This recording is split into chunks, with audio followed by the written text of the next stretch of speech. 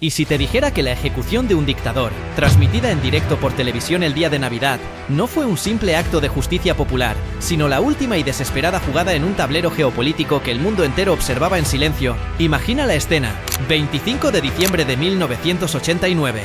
Mientras medio planeta celebra, en Rumanía las pantallas de televisión no muestran alegría, sino el final brutal de una era.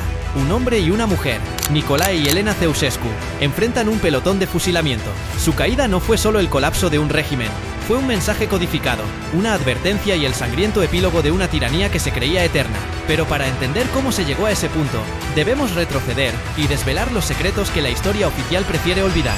El viaje de Nicolae Ceausescu al poder absoluto no fue un accidente. Comenzó como un joven comunista, un zapatero con ambición, que escaló pacientemente los rangos del partido. Para los años 60, ya era el líder de Rumanía. Pero ojo, no era el típico títere de Moscú.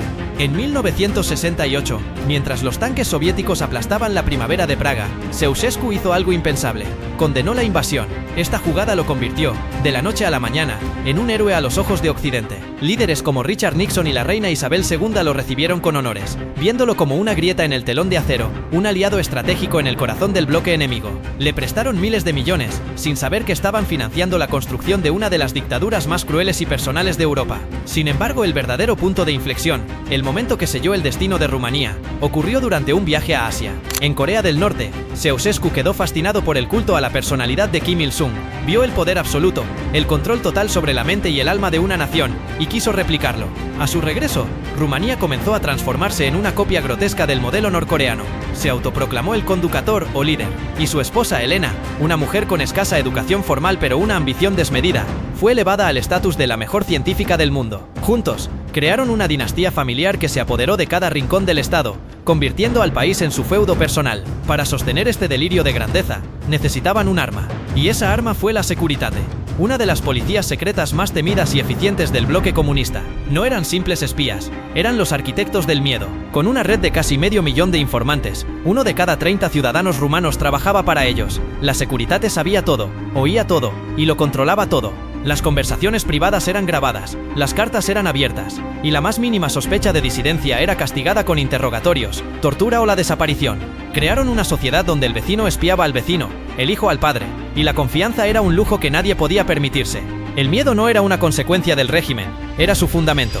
Mientras el culto a la personalidad crecía, la economía rumana se desmoronaba bajo una decisión que parecía patriótica, pero que resultó ser devastadora. En los años 80, Ceausescu se obsesionó con pagar la totalidad de la deuda externa del país para lograr una independencia total de los poderes financieros globales. ¿Cómo lo hizo? Exportando de forma masiva casi toda la producción agrícola e industrial del país. El resultado para el pueblo fue catastrófico. Se impuso un racionamiento extremo de alimentos, gasolina, calefacción y electricidad. Los inviernos se volvieron una pesadilla de apartamentos helados, con la luz cortada durante horas. Las colas para conseguir un poco de pan o carne se convirtieron en el paisaje diario de la humillación. La gente moría de hambre y frío, mientras su líder declaraba al mundo que Rumanía era una potencia económica soberana. Y en medio de esta miseria nacional, Ceausescu se embarcó en su proyecto más faraónico, el símbolo definitivo de su megalomanía, la construcción del Palacio del Pueblo en Bucarest. Para levantarlo, ordenó demoler una quinta parte del centro histórico de la capital, incluyendo monasterios, iglesias y miles de hogares. Se convirtió en el segundo edificio administrativo más grande del mundo, solo superado por el Pentágono, un monstruo de mármol y oro construido con el sudor y el hambre de su gente. Este palacio no era solo un edificio, era una declaración, un monumento a su propio ego, que se alzaba como un insulto a la vista de un pueblo que apenas tenía para comer. La brecha entre la fantasía del líder y la realidad de la nación era ya insalvable. A finales de 1989, el mundo estaba cambiando a una velocidad vertiginosa. El muro de Berlín había caído un mes antes. Polonia, Hungría, Checoslovaquia, los regímenes comunistas se derrumbaban como un castillo de naipes bajo el viento de la reforma de Mikhail Gorbachev. Pero Ceausescu vivía en una burbuja, aislado de sus antiguos aliados soviéticos y despreciado por los occidentales que una vez lo apoyaron, se negó a ver la realidad. Creía que su control era absoluto, que la Securitate lo protegería de todo. No entendió que el miedo, cuando se combina con la desesperación, tiene un punto de quiebre. Y ese punto de quiebre estaba a punto de llegar, no en la capital, sino en una ciudad fronteriza olvidada. Todo comenzó en Timișoara, una ciudad multiétnica cerca de la frontera con Hungría y Yugoslavia. La chispa fue el intento de desalojo de un pastor de etnia húngara, László Tokes, un crítico abierto del régimen. Lo que empezó como una pequeña vigilia de sus feligreses para protegerlo, se transformó rápidamente en una protesta masiva contra el gobierno. La respuesta de Ceausescu fue la única que conocía: la violencia. Ordenó a la Securitate y al ejército abrir fuego contra manifestantes desarmados. Cientos de personas fueron asesinadas, sus cuerpos robados de las morgues y quemados en secreto para borrar la evidencia. Pero en lugar de aplastar la rebelión, la masacre de Timișoara fue la gasolina que incendió el país entero. Las noticias, aunque censuradas, se extendieron como la pólvora. Cometiendo el mayor error de su vida, Ceausescu regresó de un viaje a Irán y, para demostrar que todavía tenía el control, convocó a un mitin masivo en Bucarest el 21 de diciembre. Subió al balcón del Comité Central para dar uno de sus discursos monótonos y predecibles. Pero algo había cambiado. Por primera vez en 24 años, el guión se rompió. De repente, desde el fondo de la plaza, se escuchó un grito, luego un abucheo, y en segundos, la multitud que debía aclamarlo comenzó a gritar Timișoara y abajo el dictador. La confusión en el rostro de Ceausescu, transmitida en vivo a todo el país, fue el momento en que el hechizo se rompió. El miedo había cambiado de bando. La gente se dio cuenta de que eran más. La revolución había comenzado. Atrapados por el pánico, Nicolae y Elena huyeron del edificio en un helicóptero desde la azotea, una imagen que se convirtió en el símbolo de su cobardía y su derrota. Pero su huida fue un caos. El piloto del helicóptero, temiendo ser linchado junto a ellos, fingió una avería y los abandonó en un campo cerca de una carretera. Durante horas, la pareja más poderosa de Rumanía vagó desesperada, intentando detener coches, buscando refugio, pero encontrando solo el desprecio y la traición de aquellos a quienes habían gobernado. Finalmente, fueron capturados por la policía local y entregados al ejército, que ya se había puesto del lado de la revolución.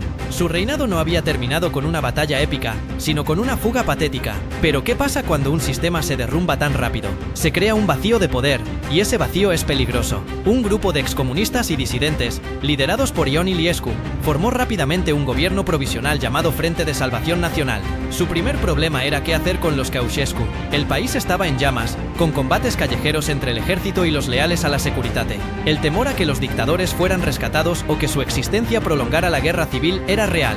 Se tomó una decisión drástica, un juicio inmediato y una ejecución sumaria. No había tiempo para garantías legales ni para un proceso justo. La prioridad era otra: terminar el conflicto de la forma más rápida y simbólica posible. El juicio fue una farsa. Se celebró en una pequeña habitación de una base militar en Târgoviște el 25 de diciembre. Los cargos iban desde el genocidio hasta el enriquecimiento ilícito. Los fiscales gritaban, los abogados defensores actuaban más como acusadores, y los Ceausescu se negaban a reconocer la legitimidad del tribunal. Nicolae lo llamó un golpe de estado y Elena insultó a sus captores. Pero el veredicto ya estaba escrito antes de que comenzara. Culpables. Sentencia: muerte por fusilamiento. Fueron sacados al patio, atados contra una pared, y un pelotón de soldados voluntarios abrió fuego. Todo el proceso, desde el juicio hasta la ejecución, fue grabado. Las imágenes, crudas y sin censura, se transmitieron esa misma noche en la televisión rumana. El mensaje era claro: el tirano había muerto, la pesadilla había terminado. Pero, ¿realmente terminó? La ejecución televisada calmó a la nación y puso fin a los combates. Sí, pero también planteó preguntas incómodas que resuenan hasta hoy. ¿Fue un acto de justicia o un linchamiento legalizado para evitar que los Ceausescu hablaran y revelaran los secretos de otros miembros del partido que ahora estaban en el poder? Muchos de los que lideraron el Frente de Salvación Nacional, como Iliescu, habían sido altos cargos del propio régimen comunista. ¿Fue una verdadera revolución popular o una hábil maniobra de la segunda línea del partido para tomar el control, usando la ira del pueblo como coartada? La velocidad de los acontecimientos y la naturaleza del nuevo gobierno dejaron un sabor amargo, la sensación de una revolución robada. Y es por eso que en Geodominio estamos expandiendo nuestra cobertura a 8 plataformas distintas, con nuevos formatos, análisis más profundos y enfoques que no encontrarás en ningún otro lugar. Los geodominadores saben que la historia oficial rara vez es la historia completa. El fin de Ceausescu no fue solo un asunto rumano, fue un movimiento en el gran ajedrez del fin de la Guerra Fría. La caída de un dictador tan obstinado y aislado envió una señal a otros regímenes autoritarios, pero también demostró cómo el poder puede ser transferido en medio del caos, a menudo a manos de aquellos que simplemente son más rápidos y astutos, no necesariamente más justos. La Rumanía poscomunista ha luchado durante décadas con la corrupción, con la herencia de la Securitate y con la desconfianza en sus líderes, una consecuencia directa de cómo se gestionó esa transición. La herida de 1989 nunca ha cerrado del todo, y es aquí donde conectamos el pasado con el presente. La historia de Ceausescu es una lección brutal sobre el poder, la propaganda y la fragilidad de la tiranía. Nos enseña cómo un líder puede seducir al mundo exterior mientras oprime a su propio pueblo, y cómo el culto a la personalidad es una droga que destruye destruye no solo a la nación, sino también al propio dictador. Comprender estos mecanismos es vital, porque se repiten una y otra vez en diferentes partes del mundo. El final de Ceausescu nos obliga a mirar más allá de la imagen de un dictador ejecutado. Nos fuerza a preguntarnos sobre la naturaleza de la justicia, sobre quién escribe la primera versión de la historia y con qué intereses. ¿Puede una nación realmente sanar cuando su liberación nace de un acto tan violento y ambiguo? Comenta tu opinión y únete a Geodominio para más.